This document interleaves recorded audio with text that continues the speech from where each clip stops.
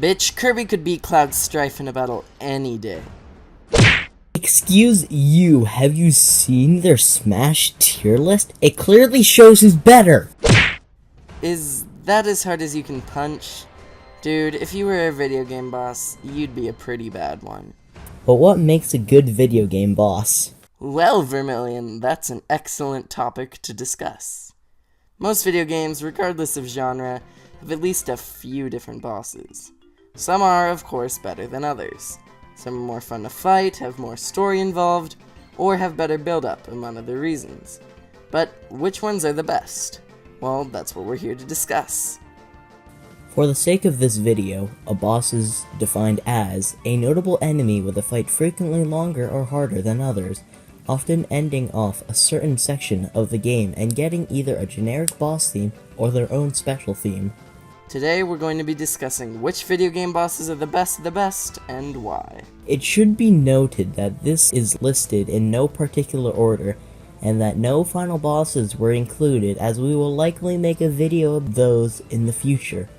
Without further ado, let's get into the battles!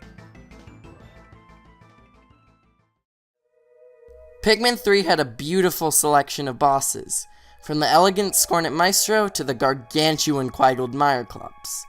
My favorite boss, however, comes from the distant tundra. The first thing you do in the game is explore Charlie's crash site in the snowy wasteland.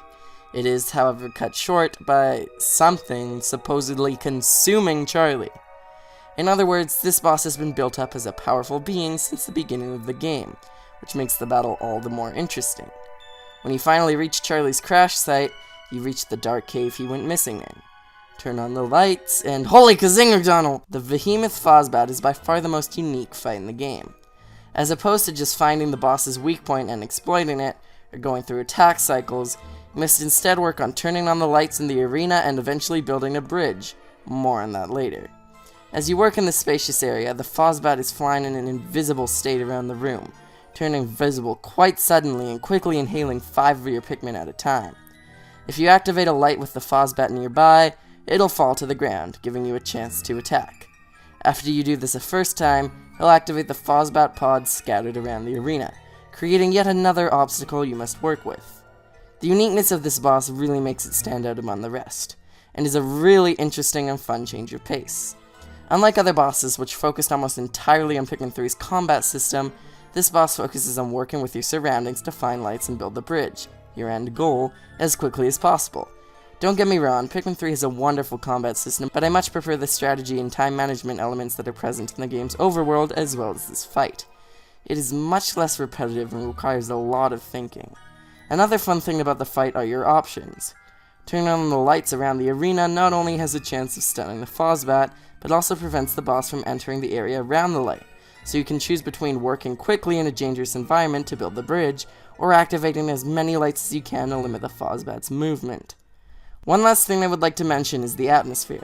Unlike other bosses which present themselves to you in a well-lit arena, this boss first appears without warning and flies around a dark cave, invisible until it chooses to attack. This adds some paranoia and suspense to the fight, which is unique and fun to experience, especially if you're a first-time player. If you finally get around to building the bridge, you can reach a large light bulb. Lighting this up will render the Fozbat vulnerable in all states, giving you a satisfying end to this wonderful battle. You finally made it to the top of Mount Silver, and awaiting at the top, you meet your final obstacle in the game. You talk to him, and you realize you're not just fighting any former champion, but the protagonist from the first Pokemon games. The trainer is known as Red. Finding the secret boss was so cool and surprised so many people who grew up playing the Gen 1 games. Red's battle theme is iconic to me and is used multiple times in future games, with it being remixed and never getting old in my head.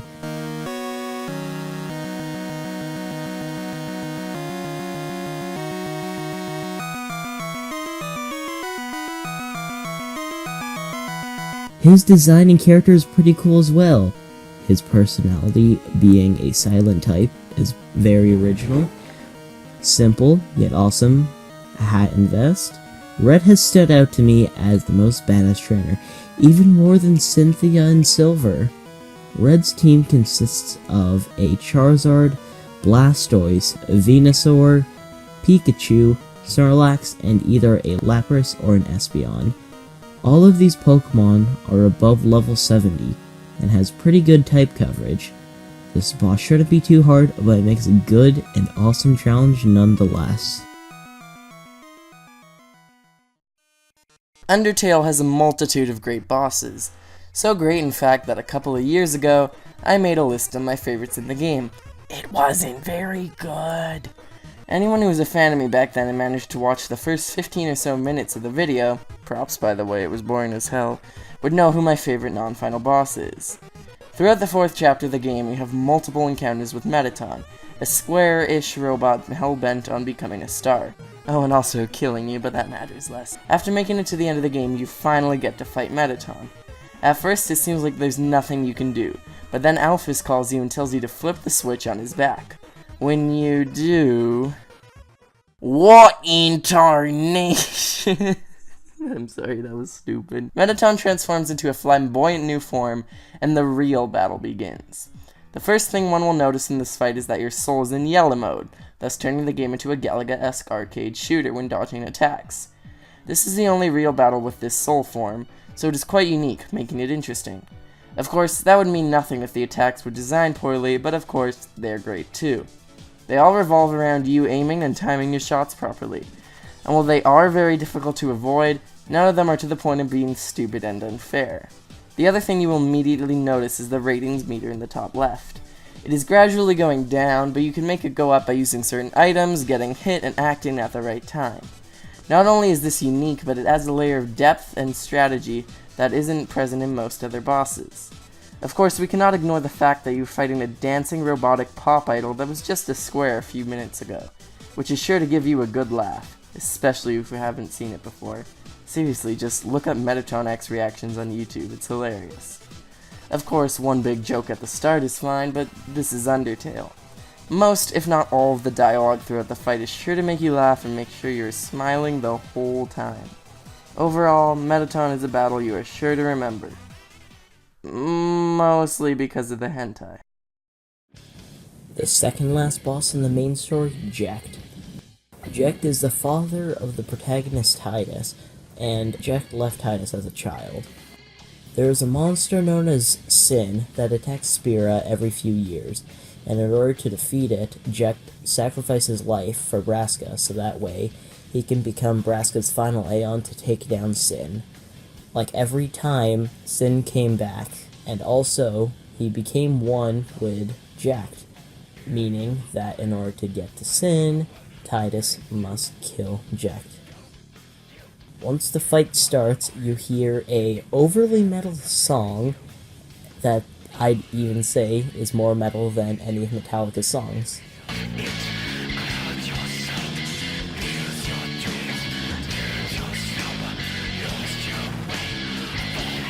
His appearance is that of a burning giant, with 2 pillars that constantly heal him. Once you get through the first phase, he goes into the second phase, where he has a giant sword.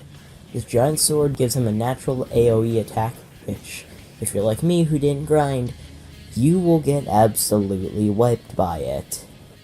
During the fight, you can have Tidus shout at the boss, lowering Jecht's damage for that turn. This is a fight that is worth mentioning, as it has a lot of perks in his favor. The theme is absolutely badass despite how metal it is, his appearance is so damn cool and intimidating, and this fight isn't just some random fight added in for dramatic effect. Tidus knew in order to defeat Sin, he had to get past his dad, and his dad isn't revealed right out of the blue. This fight had a lot of build-up, and it executed it perfectly. Kirby series is known for, among other things, an excellent selection of bosses. They all have wonderfully unique designs, attacks that are in the perfect middle ground between hard and easy to avoid as well as unique, and they're all satisfying as hell to beat up. Despite them all being good, very few are notably above the others, usually the final bosses. But since those are banned, I suppose I have to go for the next best thing. Enter Galactin. Ah, shit, he killed something already. Yeah, in Planet Robobot, within literal seconds of him being released from his temporal prison, he outright murders Stardream. Then it's up to Meta Knight to defeat him before he can kill anything else. Of course, Planet Robobot isn't the only game Galactic Knight is in. He's also in Return to Dreamland and Superstar Ultra, and because all three fights are similar, I feel like I can go over all of them here. If you're playing Planet Robobot or Return to Dreamland, you may notice that the boss is kinda slow and, well, shitty at first. But then you get this bitch down to half health and...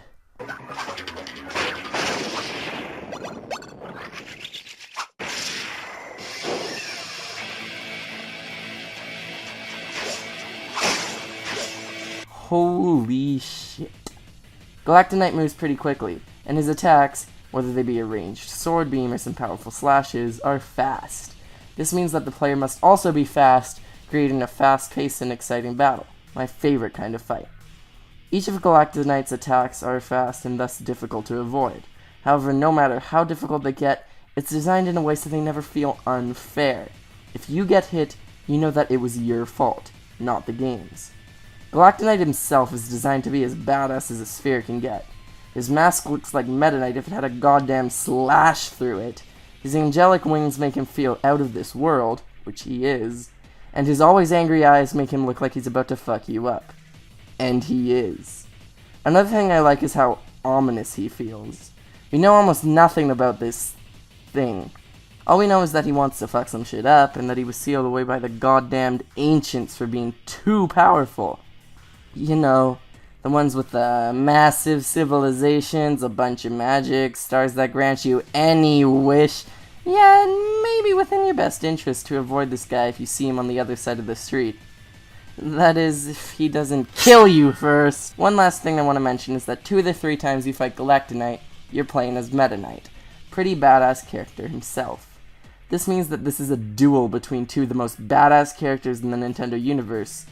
And considering how feisty this guy is, the entire universe is on the line. Fucking awesome.